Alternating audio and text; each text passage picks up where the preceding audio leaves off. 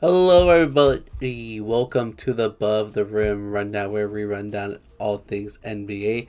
I am one of your hosts, Memo, and right beside me, I've got Hoops. How you doing? What's going on, man? Overall, I've been doing pretty okay. As you probably know, it's been a bit of a crazy week. I'm sure you know why. I think we all Um, know why.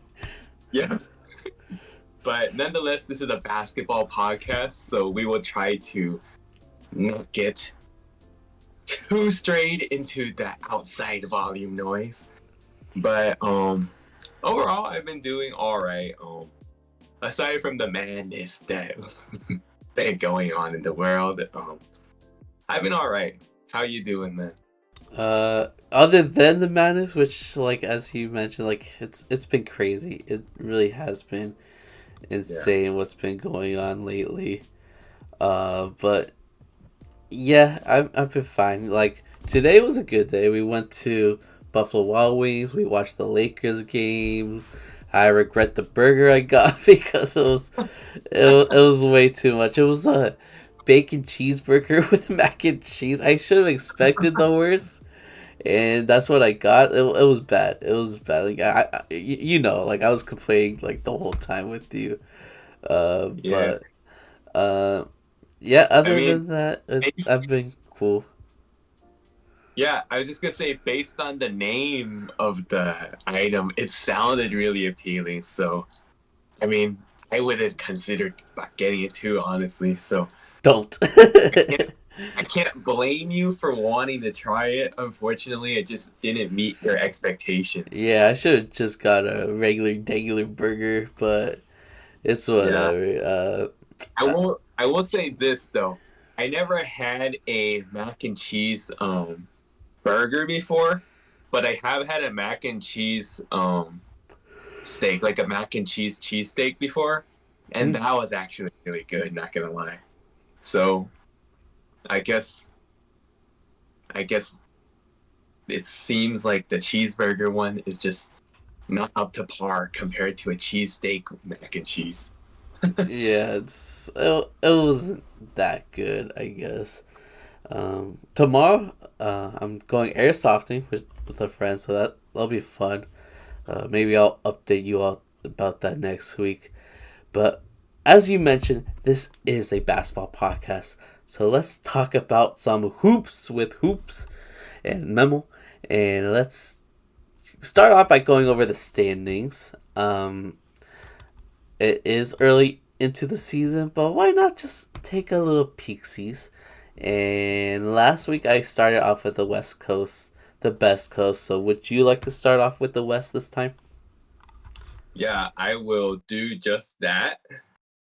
So for the Western Conference standings, starting from the bottom at number 15, we currently have the Utah Jazz at 1-7.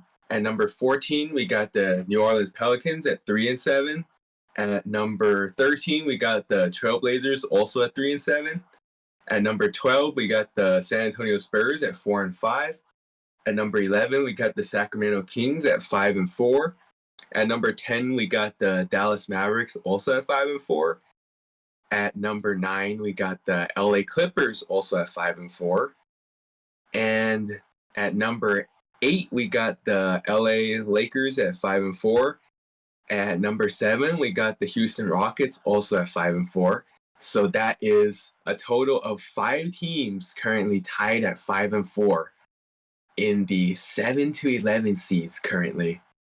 That being once again the Kings, Mavericks, Clippers, Lakers, and Rockets.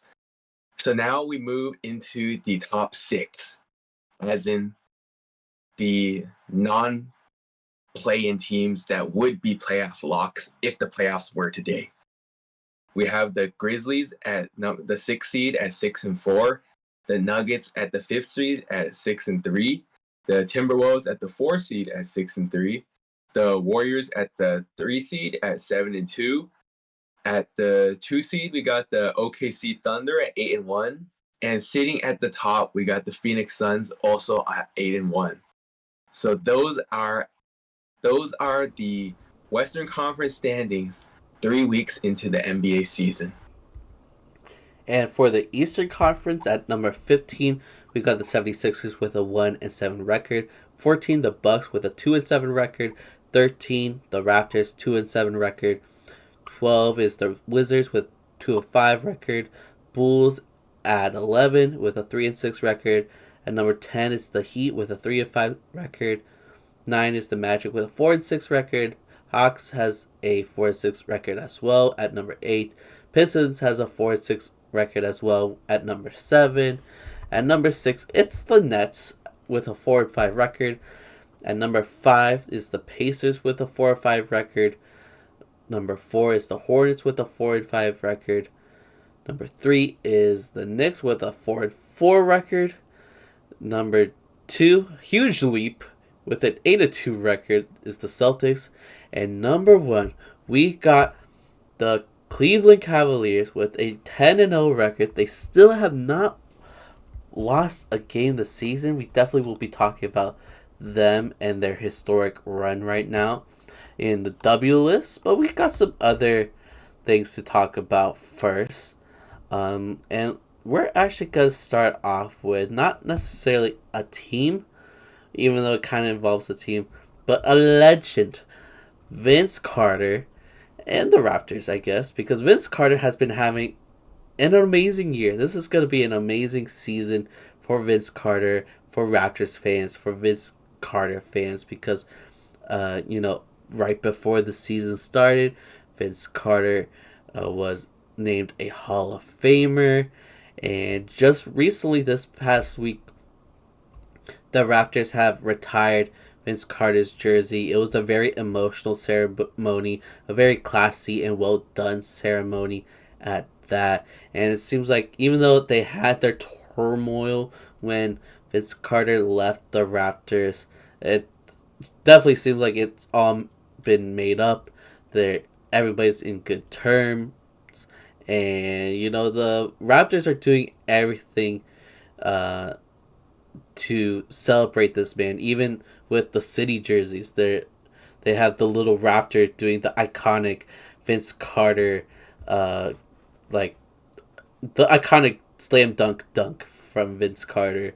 So, have you seen the ceremony or some clips from it? How do you feel about how Vince Carter has been celebrated by the Raptors? Yeah, so to start off in terms of the ceremony, definitely seen several clips of it. Unfortunately, I haven't seen the full ceremony yet just because been a bit busy this week, but I do plan to come back around and watch the full ceremony. Hopefully this weekend, maybe tomorrow or Sunday or something. But it was a really cool ceremony from the looks of it, even without having watched the full ceremony. Obviously, very emotional, tears of joy from Vince Carter, the legend of Toronto, literally nicknamed Air Canada. They played at the Air Canada Center, which was a really cool name. And then he was literally the nickname of the stadium. Better than Scotiabank Arena, in my opinion. Anyhow, yeah, that was really cool. The Raptors were honoring Vince very well. And obviously, as mentioned, they had a bit of a complicated relationship, especially with the way Vince left Toronto. Many of the fans felt that he did the franchise dirty, but at the end, I'm definitely glad that they're able to make amends and find closure between these two sides, as in, like, even though they had a rough relationship with bumps in the road, at the end of the day, Vince is clearly still a Toronto legend and still loved by fans. So happy to see that. And then obviously, there was that one clip, I'm sure probably like the most viral one, when Vince was doing like that little, wasn't it like a little celebration when he was like, Yeah, when he was straight up emotional? screaming. Yeah, Yeah, that was really cool. it was. Uh, Yeah, so that was probably my favorite part, even though I haven't seen the full thing yet. Um, but yeah, overall, very well deserved, as you mentioned, and I'm glad Vince got his jersey retired. And it's really cool that they honored that City Edition jersey of the Raptor doing the Vince Carter dunk pose. Definitely a cool gesture there. So overall, W move by the Raptors. Yeah, W move. I think the idea of the banners too, like it's not just a jersey. It's like a banner with the jersey number and a iconic Vince Carter moment on it as well. I think it Yeah, was really cool. Everything's well done. Uh, I will say, like, a small spoiler, there was a certain Canadian that tried to ruin the mood. We will be talking about him later on in the L list, but Vince deserves his flowers. That's why I want to put him first in the W list because, like, there's a lot you could say about Vince, especially since he never won a chip. But at the end of the day, he's iconic. He brought a buttload of fans to Toronto and basically turn that franchise into something special. So, shout out to Vince. yeah. Definitely shout out to Vince and definitely really cool the way they designed the jersey retirement too. They made it more like a banner than like an actual jersey retirement, which I think is cooler to be honest. I mean, don't get me wrong. It's really cool how every other team does the jersey retirements with the players' last names, but I feel like this is like even cooler looking. So maybe some other teams will take notes and do something similar for some of their future jersey retirements. We'll see.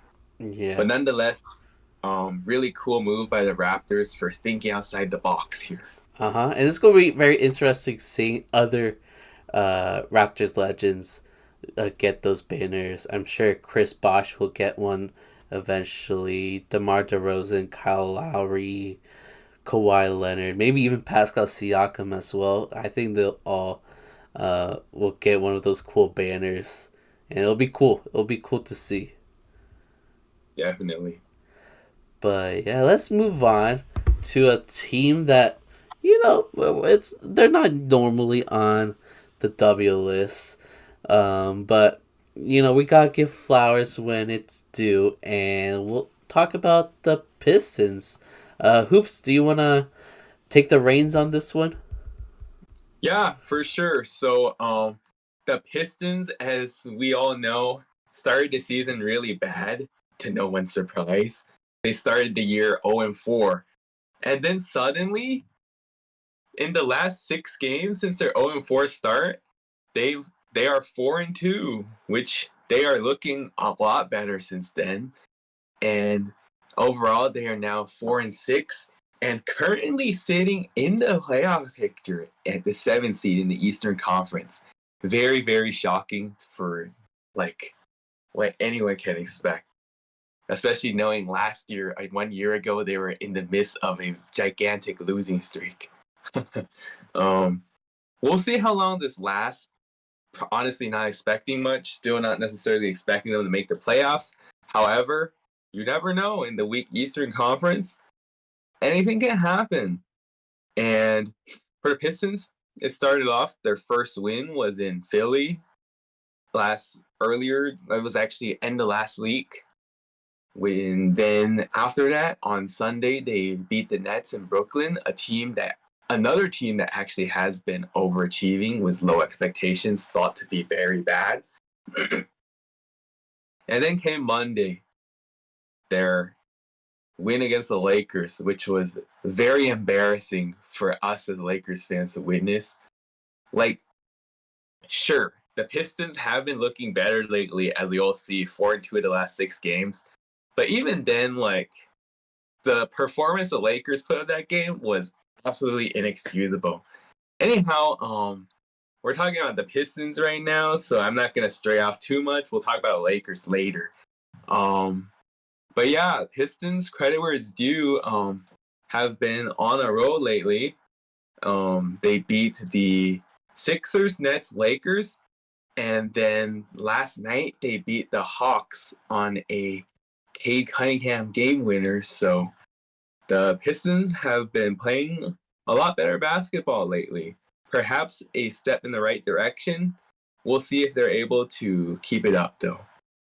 Yeah, not only the Pistons, but Cade Cunningham has been looking amazing. He just recorded his third straight triple double uh, uh, after this recent win.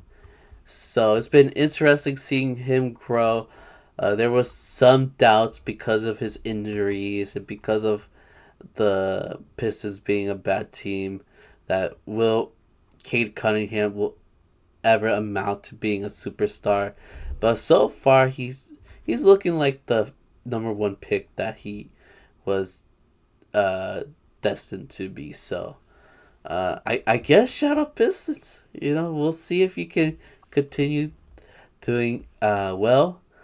Are you done with Pistons? Should we move on to the Suns? Yeah, I think we are good to move on to the next team on our W list, and that would be the Suns, as you Memo just said. So the Suns, their win streak is still going. Last week we mentioned they were on a win streak, and they're still going, and now it's extended to 7. The Suns are currently on a 7-game winning streak and sitting at 8-1, tied with OKC at the top of the Western Conference. Ever since they lost against the Lakers in their second game, they have not lost a game since. So yeah, unfortunately, the Suns have been looking very good lately still. Yeah, especially Kevin Durant. He's looking like the number one guy on the team, which is kind of weird because of his old age. And Devin Booker is extremely good as well, even though he's been awesome as well. But I feel like during like the clutch moments is where uh, Kevin Durant is really out there shining and out there leading the team, even at his old age. So it's definitely cool to see and very surprising to see. Not only Kevin Durant at his older age balling like this, but the Suns as well being this good. It and I could definitely see this maintaining throughout the rest of the season. Like I wouldn't be surprised if they're this good, even though I predicted them to be like a sixth seed before the season started. But it seems like Budenholzer is like changing this team in a major way because there hasn't been a lot of additions to the team, but the main one was Budenholzer, and it seems like that's been working in their favor so far. Yeah, so far, Mike Budenholzer has been proving me quite wrong, unfortunately. And speaking of proving people wrong, the Cavs here are doing the unthinkable, and they are continuing their win streak. I know last week we talked about OKC and the Suns being undefeated. The OKC Thunder did receive their first loss this week uh, by the Nuggets, who we'll talk about really soon. But the Cavs, they are keeping it going. They have won their 10th straight game, and this is the best start in their franchise history. This is the best start since the 73 win Warriors, which is a crazy stat that I just saw today. This is the best start from a new coach, so shout out to Kenny Atkinson. We know that he had a huge role to play in this revitalized Cavs team. I'm still not like a believer, as in I don't think they are finals bound. I think the Celtics are still gonna be a huge obstacle that it's gonna be hard to maneuver. But I would love to see this team make it that far. I would love to see them go to the finals. Like I've loved the core with Jared Allen, Mobley, Darius Garland, before the Donovan Mitchell move, I love that team. Uh, and now adding Donovan Mitchell and honestly like MVP caliber type player, it's been cool to see, especially since how disappointing they've been. It's cool to see them succeed right now. Um, yeah, what are your thoughts on them? Yeah, I agree. It's been cool seeing the Cavs once again relevant and being a good team, which they have not done in a long time, especially without LeBron James. So definitely cool that they're finally able to be good without their king. Because yeah. Anyhow, very impressive stat there. 10-0 start, the best start from any team since the 2015-2016 Warriors team that ended up going 73-9. Um, yeah, that's crazy good company to be a part of. And as you mentioned,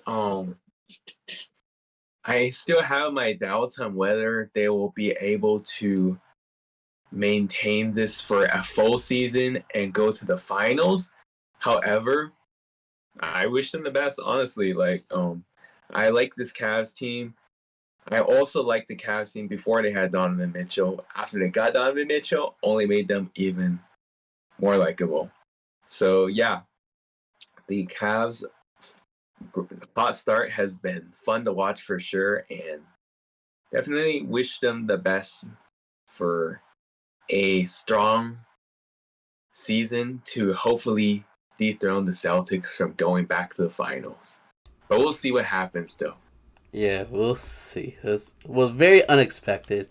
I know I did a poll earlier this week, and just having people guess who will lose their first game first, OKC or the Cavs. And most people said the Cavs.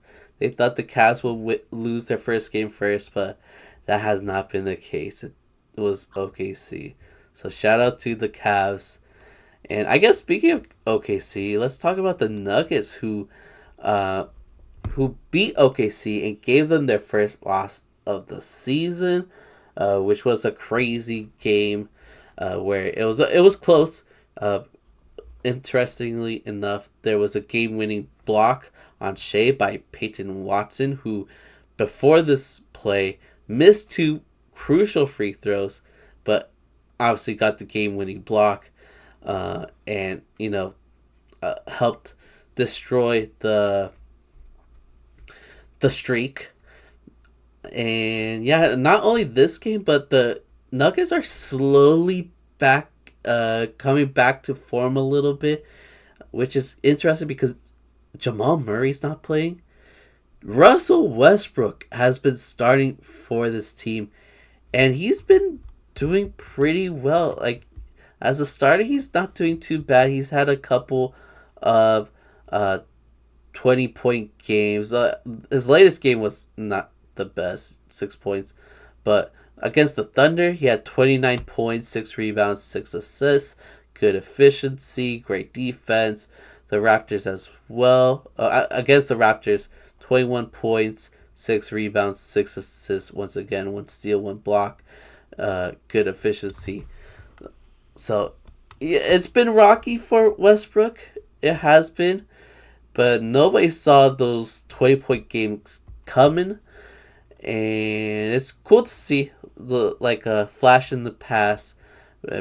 Like I'm a diehard Westbrook fan. We all know this, so I love seeing him succeed when he does, and I love seeing Nikola Jokic succeed, who's been playing like the best player in the world, not only for like the last 5 years, but like especially now since the Nuggets need him the most at this moment. He's been pretty awesome.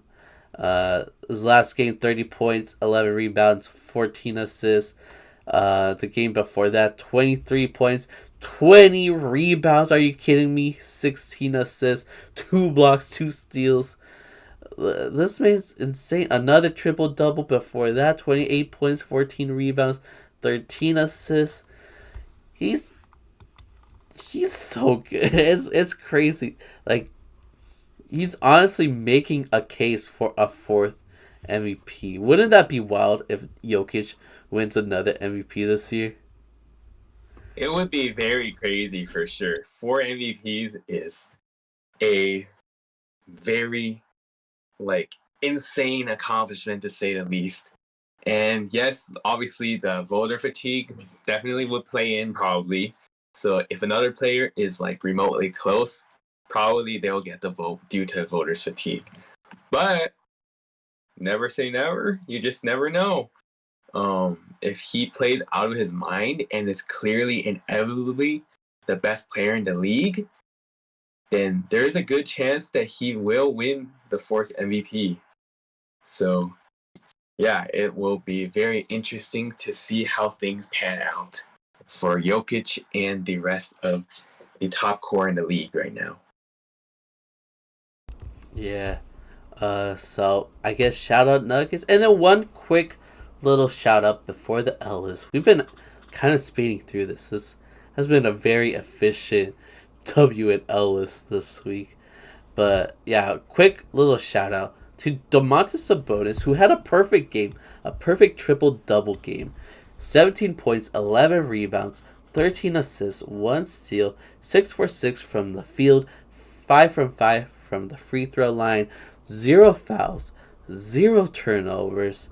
Absolutely perfect. No flaw whatsoever, and was able to pick up the win over the Raptors 122-107. Isn't this crazy? Yeah, very crazy. This stat line that he had is like, I'm not gonna necessarily say it was a one of a kind performance because there have been other perfect shooting performances in the past, but very impressive nonetheless, especially due to the fact that he recorded a triple double in the process of being perfect from the field, perfect from the free throw line, no fouls and no turnovers. Just an absolutely very clean game all around from all aspects, literally. So yeah, definitely a really cool performance that Sabonis put up. And cherry on top is that his team got the much needed win there. Yeah, it's very rare for this to happen. I know Westbrook has done it before. Jokic has done it before. Something even crazier. Josh Giddey, the Giddler, has done it before. But yeah, I think there's a couple more players that have done it, but at the moment I can't think of any more. But yeah, it's very rare for this to happen, and it's definitely gonna be up there for best stat lines of the year when we make our little award uh, ceremony at the end of the year. Now, this will be there for sure. Yeah, certainly. But yeah, that's the W list. Now we got to talk about the L list, which we actually have a good chunk of L's to go over. And we're going to start off with probably, debatably, the biggest story of last week, which is the Marcus Hayes, Joel Embiid feud. And for sure, Marcus Hayes and the 76ers deserve an L this week. You might be asking, who is Marcus Hayes?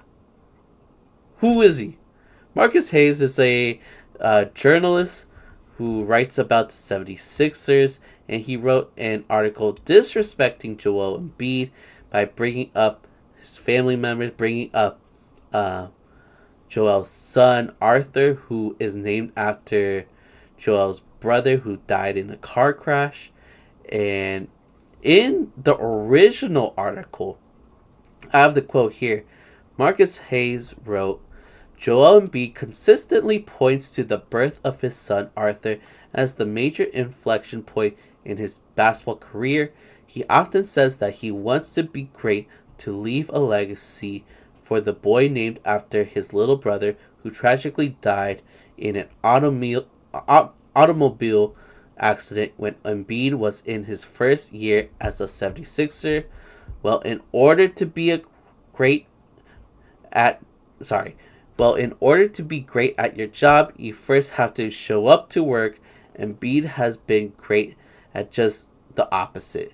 Now, in his 11th season, he consistently has been in poor condition. The poor conditioning apparently seems to have delayed his debut season.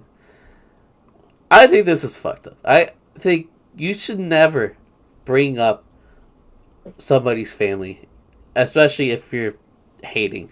Like, I am a hater through and through. I will talk shit as much as the next guy, but I will never bring up someone's family because it's disrespectful. Especially, we're bringing up kids, we're bringing up dead relatives. This is sick.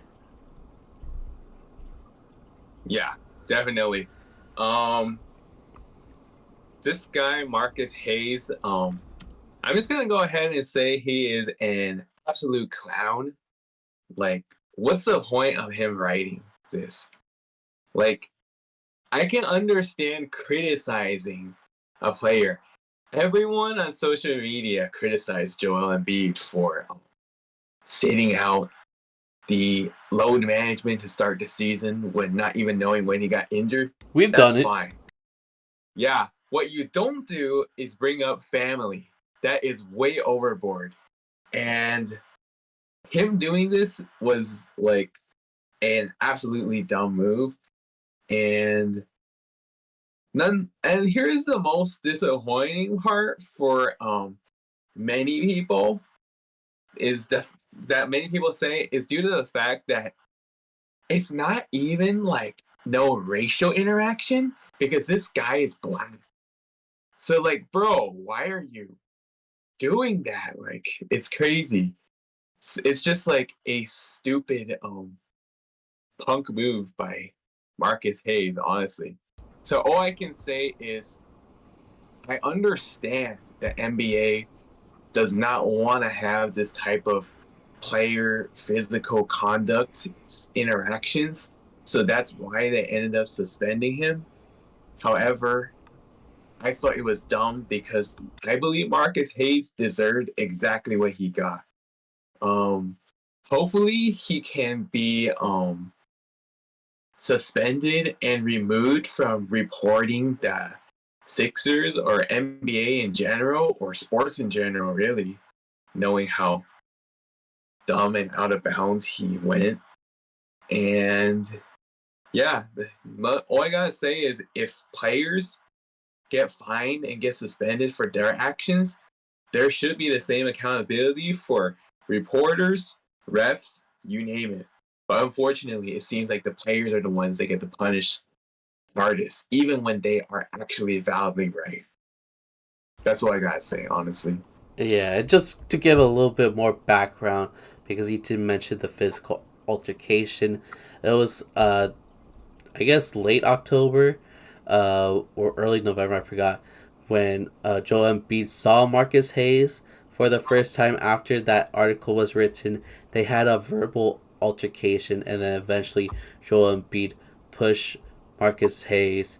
There was articles saying that Joel Embiid attacked him. Joel Embiid punched him, but it was a shove. It was a shove, uh, uh, according to witnesses, and people broke it up immediately. Um, but yeah, because of that, Joel Embiid did get suspended. I think after playing the Lakers today, he just served his second suspended game and will uh, be suspended for one more game after that. But yeah, as he said, it sucks seeing how Joel Embiid got punished. Uh, like, I understand why you shouldn't be hurting people. We have to be professional at work, but that goes both ways. Not Daryl Moore. Marcus Hayes started this, and to see that really nothing happened to him after being very disrespectful to Joel Embiid and his family is insane. Not only did he not get punished whatsoever, he's still going to be covering the 76ers moving forward. Uh, he got an apology from Daryl Morey, who is the president of basketball operations for the 76ers, and the GM of the 76ers, Elton Brand. Why does he get an apology? And not Joel? Like, I know Marcus Hayes had that Twitter apology, but it wasn't directed to Joel.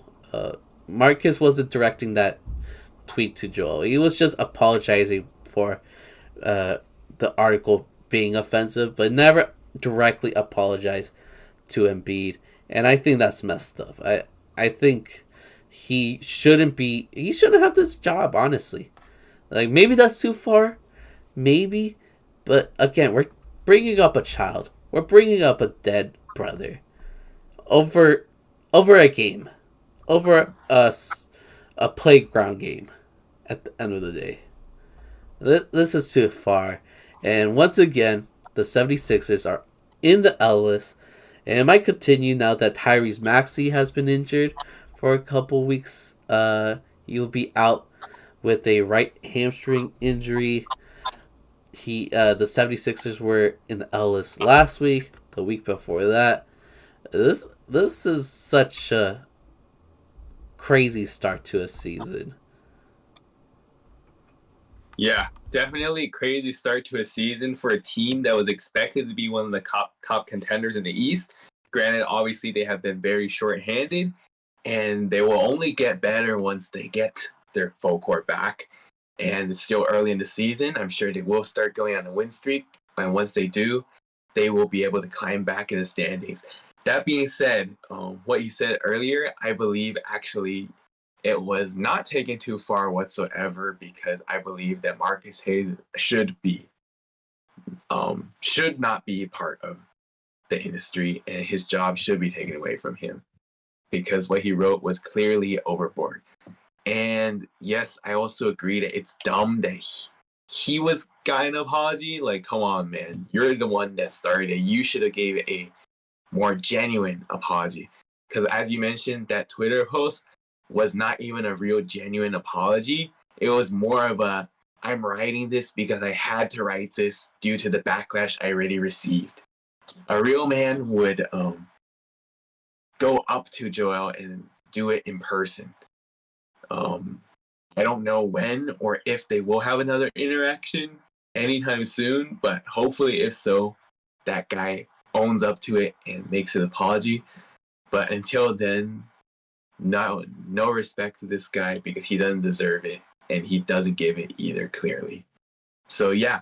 And then as far as the Sixers in general as a team, very tough break losing Tyrese Maxey for several weeks. I believe that's what the report said. That's going to be tough for sure, especially knowing that they just lost, or they barely got back Paul George after he was out for several games to start the season. And right now, Joel Embiid is still not back. Probably will be back soon, but nonetheless, still not back yet. And now they lose Maxey. Very tough break there. And now the Sixers are already dropped in a very big hole. They are currently 1-7 on the season. Not good. But as mentioned earlier, there is time early on in the season. They can turn it around. They just gotta act quick. So yeah, we'll see what happens there. But overall, unfortunately, not a good start for the Sixers so far. Not at all. Yeah, let's talk about another loser, Drake. He definitely deserves loser of the week, or deserves to be on the L list at least. Um, Overall, this has not been a great year for Drake. Obviously, being destroyed by Kendrick Lamar uh, during their diss battle earlier this year. Um, Being exposed to the entire world that he is a groomer. Like, it's not been a great year for him. And he's been very angry, very petty ever since. Because during Vince Carter's jersey retirement ceremony, where we're supposed to be celebrating the legend, Drake tried to make that day about himself. For some reason, the Raptors broadcast had him on, and for no reason, Drake said, "If you ever put up a DeRozan banner, I'll go up there and pull it down myself." He also called DeRozan a goof during the broadcast. Uh, this he allegedly whispered "fuck out of here, pussy" to DeRozan, even though like it was when you look at the video, DeRozan wasn't near him, and it looked very quiet coming out of Drake's mouth. So, like, cut a man up if you want to say something like that. Like, tell it to his face, not when he's walking away. And yeah, DeRozan responded by saying he's going to have a long way to climb to take it down. Because he knows he's gonna earn that banner, earn the jersey retirement. But yeah, Drake, it has been such a petty, pathetic loser. I haven't liked the guy for years now, for many reasons, and yeah, I think Drake is just mad because DeRozan is clearly on Kendrick's side. He was on the Not Like Us music video. We watched the Pop Out concert online together, and we saw DeRozan celebrating with Kendrick on stage. So, DeRozan did choose Drake over Kendrick for probably obvious reasons. Like, why would you want to be associated with such a loser like Drake?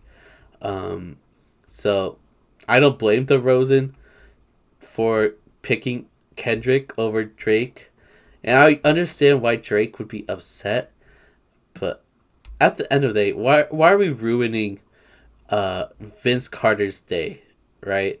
You were there to help celebrate a Toronto legend, and you made it about yourself. Like, that's some loser shit. Yeah, I saw the interview and I'm not gonna lie, it was definitely totally unnecessary. I mean, like, yeah, as you mentioned, it was supposed to be Vince Carter's night. Toronto legend literally created the Raptors, if anything, because they were a new franchise and he was pretty much their first superstar legend. And he really gotta make an inside joke throwing another Toronto legend under the bus like that. Like, come on, man. And yes, definitely understand he was angry about everything that went down in the summer. Obviously, DeMar making it clear that he is on Kendrick's side. He has more love for his hometown growing up than his hometown from where the team he was drafted from, because childhood, you name it. Anyhow, yeah, that was a very petty comment to say the least. Like, come on, man. I get that you didn't like what he did lately, but are you really gonna just forget about the memories and what he did for your franchise all those years just because of that? Like, just be a man, be professional, and do not try to deny what was already done. And yes, I did see DeMar's response, and I thought it was hilarious that he said he'll need to climb up a long ways to pull it down. Yeah, that was funny. I would love to see him try that, honestly, if that did happen. I wonder if he'll be able to pull it down, honestly. Doubtful. He'll probably need to, like, overpay the Scotiabank workers to take it down or else, like a threat or something. Anyhow, yeah, that would be very interesting to say the least. Maybe, hopefully, they will have made up by then and Drake sets that beef aside, but we'll see. Anyhow, yeah, those comments were totally uncalled for. Um, I used to be well, I'll say this. I'm more so like a fan of like Drake's older hits, like 2000s earlier 2010s and some of late 2010s, his music in the 2020s just haven't quite been the same, unfortunately. And yeah, it's been a rough year for him, to say the least. Yeah, for sure.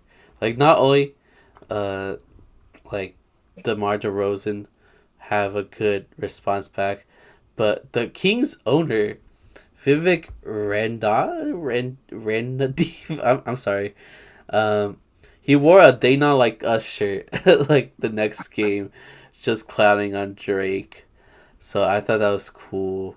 What I didn't think was cool was the OV hoes, the Drake stands, believing that DeRozan does not deserve to get his banner or jersey retired, which is crazy because like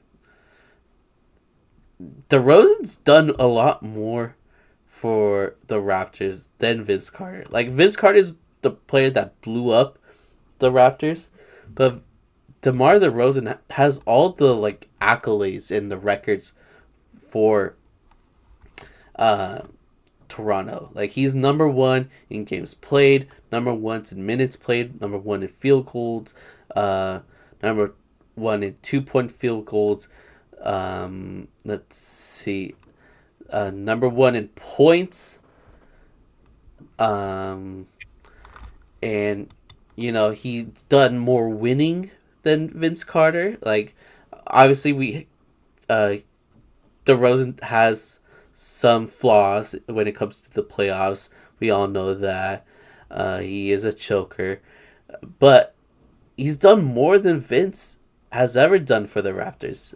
DeRozan actually took the Raptors to the Eastern Conference Finals. Vince never done that. He's only passed the first round once as a Raptor. Uh, Carter has never led the Raptors past the 4th seed, while DeRozan's done that 5 times and even led the Raptors to a number 1 seed in 2016. So, like, let's not rewrite history here. All the Drake fans who think they know ball, they don't. They don't. DeRozan is a Toronto legend through and through, and he will get his jersey retired. And that's a fact, without a doubt. Yeah, and I must say this, yeah, definitely agree. DeRozan has done more for the Raptors franchise as a whole. Vince Carter's game obviously was a lot flashier, a lot more fun to watch. But unfortunately, he just did not get to carry the Raptors as far as they would have liked. And DeRozan was, at least at the very least, able to bring them to an Eastern Conference Finals. Unfortunately, falling victim to LeBronto. But yeah, at least he like led them to a respectable drive, a respectable range to almost getting to the finals. So yeah, definitely DeMar, without a doubt, will get his jersey retired, whether Drake likes it or not. Um, Hopefully they can squash it, but we'll see. Might be a long shot at this rate. Yeah, we'll see. But I guess we can move on and talk about Boston Celtics fans who are always losers, but Always.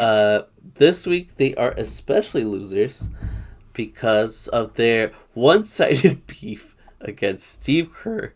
They are still salty about Steve Kerr benching Jason Tatum during the Olympics, which we've talked about this in the summer. Um, you know, the reason why Jason Tatum was benched was simply because they had a lot of great forwards, and two of the best forwards on the team, LeBron James, Kevin Durant, were doing exceptional. They were playing out of their minds during the Olympics. So why would we stop them from playing so well and have Tatum get some pity points? Like that's stupid. That's stupid. Kerr ended up having a perfect record with this team in the Olympics. They didn't lose a game. Uh, and Jason Tatum might have not played a lot, but you know who else did? Drew Holiday and Derek White. 2 other Celtics. There were a total of 3 Celtics on the team, more than any other uh, franchise that was being represented. And we're still mad about Jason Tatum, who was redundant at that point. I think that was silly. And Kerr had some like tongue-in-cheek quotes about this. He was joking around about believing that the Boston Celtics are gonna welcome him with open arms, and he said that will be the case because and I quote, because you know what I did this past summer.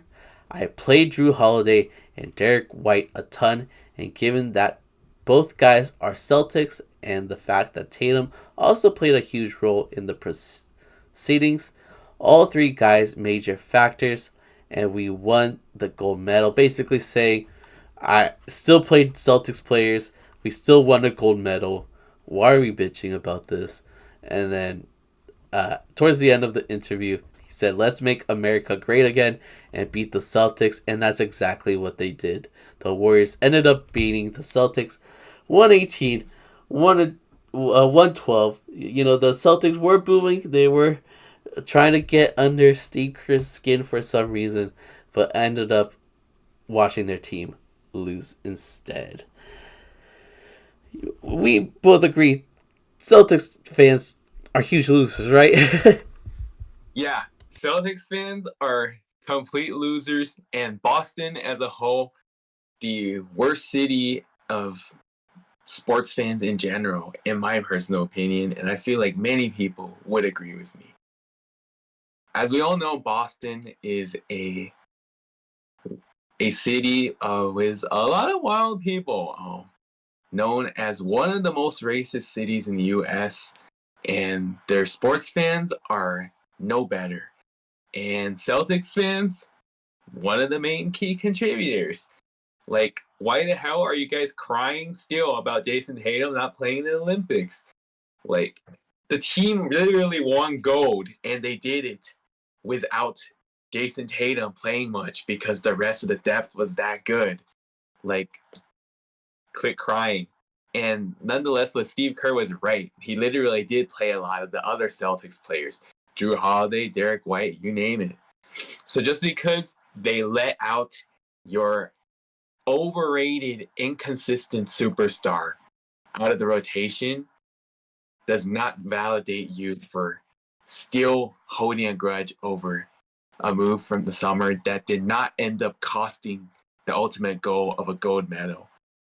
So yeah, Celtics fans are always L's, but they especially deserve an L for this one.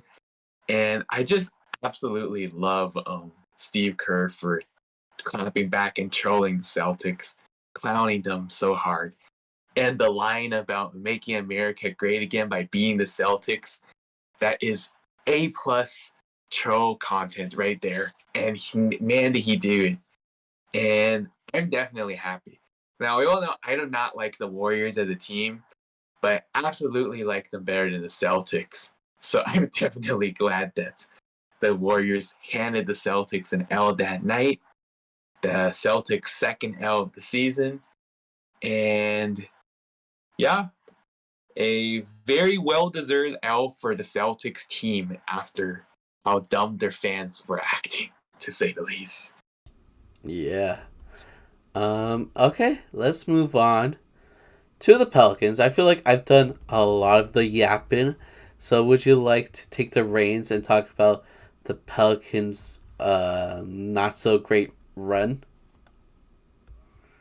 Yeah, so Pelicans unfortunately are off to a not very good start to the season, currently sitting at 3-7, and they are currently on a 4-game losing streak with losses to the Hawks, Blazers, Cavs, and Magic. Now, they have been shorthanded in all of these games. The Pels have been without CJ and DeJounte, and Zion did not play in any of these games aside from the Cavs game, which they actually ended up putting a pretty good fight, only losing against the undefeated Cavs by 9, which they actually had the lead for like a little bit in the game. You thought, oh shoot, are the Cavs going to get their first loss of the season against a lackluster Pelicans team? Not so fast. But respect to them for a valiant effort that night. Unfortunately, aside from that, the Pels just were too short-handed to win any other games, and they lost to the Magic really badly, a team that's not bad. But the other two losses were absolutely horrible. They got destroyed by the Hawks at home, and then, which was a bad loss, knowing that the Hawks lost against the Wizards twice and just lost against the Pistons. And then to top that, the Pelicans ended up losing to the Trailblazers at home by 18. It's so bad. Like losing as the Trailblazers, arguably the worst team in the Western Conference, at home by that much. Come on now. Like at least if you're gonna lose against them, let it be close. Nonetheless, yeah, despite being short-handed, this is not a good start for the Pelicans. But hopefully they can get healthy, and if they do, they've shown flashes of being a good team when they had their full core in the past. So I can see them potentially going on a little bit of a hot streak once they do get their players back. Not sure if I expect them to do anything super crazy in the season, though. Yeah, I agree. It does not help that it seems like half of their team is injured at the moment, so I understand why they have a 4 game losing streak. And yeah, well, I guess we'll wait and see uh, if they can bounce back from this. But so far, it's not looking good. And it's kind of crazy that Brandon Ingram's been the solid rock there, the most consistent guy, even though he's been in trade rumors for like a year now. Yeah, it is wild because like they keep on trying to trade this guy, but he's still been playing at such a highly efficient level. Maybe they're gonna second think themselves. I don't know, but it seems like not. They probably, for whatever reason, still are trying to trade him. And obviously, one of the main shocking things was when he somehow wasn't even included in the package sent to the Hawks for DeJounte Murray. The fact that they were able to keep him was mighty impressive there. Anyhow, he's one of the only guys that's doing the job for this team while they're shorthanded. So shout out to him. But unfortunately, the team just has not been good, and they need their other star players back real bad. Oh, and I will say this. I mentioned CJ and DeJounte out. I forgot to mention Trey Murphy has also been out, another very key player. So if they get him back, they'll also get better. Haven't Herb Jones been injured as well, or am I wrong? Um, Because I haven't I heard think anything about him. I think he has been hurt too. Actually, Who? I'm not gonna lie. I was gonna say I'm not gonna lie. I kind of confused Trey Murphy and Herb Jones together a Oh, little bit because they look kind of alike. Do you see the similarities in like facial expressions?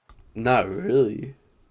Not really. Like if you see them side by side, they have such a similar body build, and their like facial expressions are kind of similar to me. I But guess the nonetheless, build, yeah. actually, yeah. But actually, you're right. I think both of them have been out. Trey Murphy and Herb Jones. So yeah, they have been like going through it with these injuries way early in the season. But yeah, get healthy and they'll definitely get better. Yeah. Okay. Um, let's talk about the Bucks, who continuing to be a huge disappointment. This is a team that we've been wanting the best for, but so far it seems like it has not been the case, right? Yeah, unfortunately not. Very rough start to the season for the Bucks. Currently sitting at the 14th spot of the Eastern Conference at 2-7. Now they are only ahead of the 76ers, who have also been shorthanded without their superstars for a good amount of the season as well. And the Bucks did end up ending their 6-game losing streak this week, but it was only a win against the lowly Utah Jazz. So, not really saying much there, but at least they were able to get a win through that. Unfortunately, they did end up getting destroyed by the Knicks last night, so start of another losing streak now. But yeah, it's been a very rough start for the Bucks. And obviously, as you mentioned, we are both fans of the Bucks. We wish the best for them, but unfortunately, it's been a rocky road to start. Um, yeah, having both Doc Rivers and Darvin Ham on the coaching staff is so rough, man. Um, and there is time. This team can turn it around. I'm sure they will get better. It's so early on, but yeah, they're gonna have to build up some chemistry quick, and this is not looking good at all. And the most disappointing part is during the summer we were saying that hopefully and maybe and hopefully this team will get much better than last year after a full off season together, but somehow they look worse. So that's very rough. But hopefully they will get better as the time goes by and they're able to gel and create the chemistry. Yeah, I guess we'll see. But like, I'm losing hope. I'm losing hope fast for this team. So yeah, I don't even want to talk about them anymore. I'm too disappointed. But I don't think the next topic's gonna help either because we're talking about our Lakers. Uh, our team, they lost to the Pistons this week. Why? as we like joked about last week. Even though the Pistons are kind of better than expected, if you lose to the Pistons, that's kind of almost an automatic L. But that's not the Yeah. only reason why they're an L either. They had a losing slump. They started off the season great, 3-0, but now they are 5-4. They got a win today or last night against the 76ers. So that helps. That helps, even though they were shorthanded. Um, but yeah, I don't want to say I'm losing hope for this team. I'm sure they'll bounce back. We looked at their schedule for the next 5 games, and it seems like a very winnable schedule. Like they should be able to win most of those games. My current issue with them is just like the coaching relationship between JJ Redick and D'Angelo Russell, because just recently JJ Redick was not having it with D'Angelo Russell. He benched him. I forgot the game. Oh, it was against the Grizzlies. It was against the Grizzlies when D'Lo tried to hit this step back three from the corner and got blocked.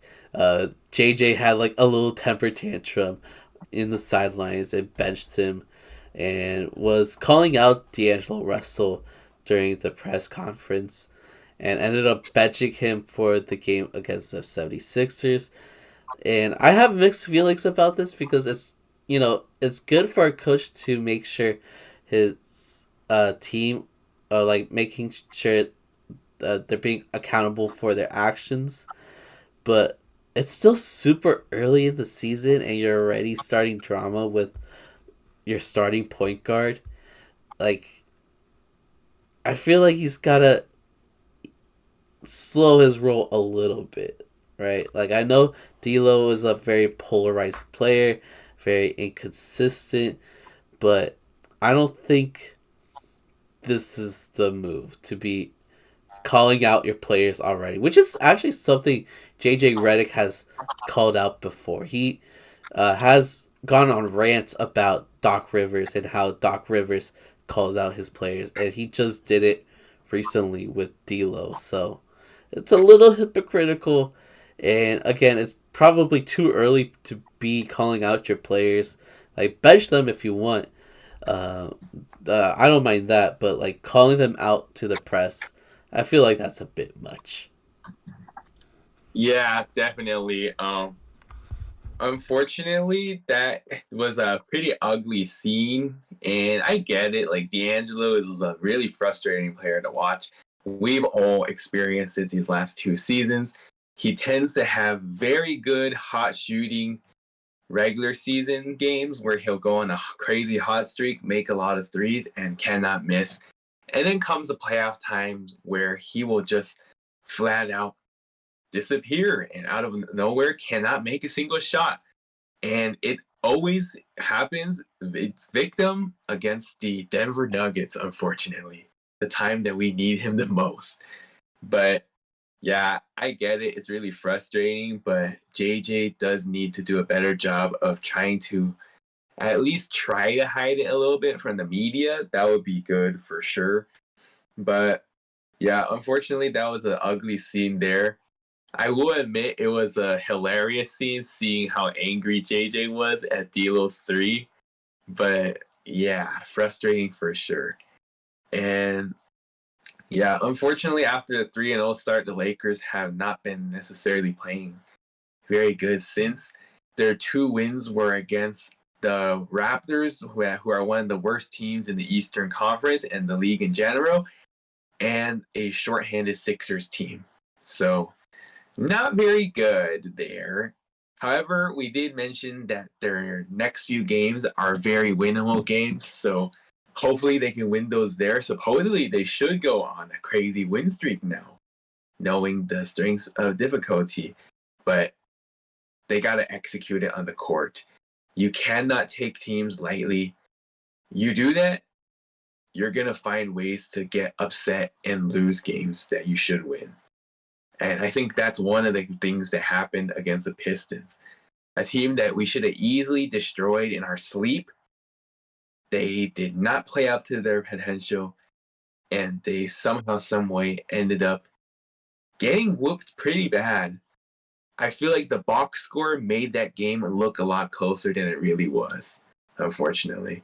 So yeah, it has been a frustrating week for the Lakers after their hot start, but hopefully they will get better, both via the promising weaker strengths of schedule coming and hopefully more coaching player chemistry as the time goes by. Yeah. Um. But yeah, I guess that's it. Unless there's anything else you want to mention.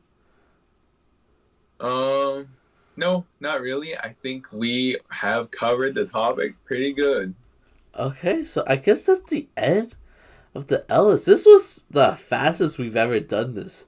I'm actually kind of proud of ourselves because Yeah, we usually take forever talking about these topics, and we had a good amount of topics too. So it's surprising how we were able to officially get that done. yeah, definitely making strides. Yeah, we are. But okay, that's it from us. I hope you all enjoyed this episode. If you did, make sure to like it if you're on YouTube. Rate us 5 stars on streaming platforms like Spotify, Apple Podcasts. Follow us on social medias. And yeah, anything you want to say before we head out? Yeah, just want to say, per usual, thank you guys for the constant love and support to our channel. We could not be where we are today without that from you guys. And definitely make sure you stay tuned to our content because we only got more good stuff to come, knowing we are heading the peak of the season real soon and the NBA Cup, aka formerly known as the in-season tournament, will be starting very soon. I believe next week. So that'll be fun once again. Um, so yeah, and aside from that, just make sure you guys continue to like, comment, and subscribe if you like our content. Also share it with your friends if they're also basketball fans, and stay tuned because we will keep the entertainment coming. That's for sure. But yeah, that's it from us. We'll see you all next week. Bye bye.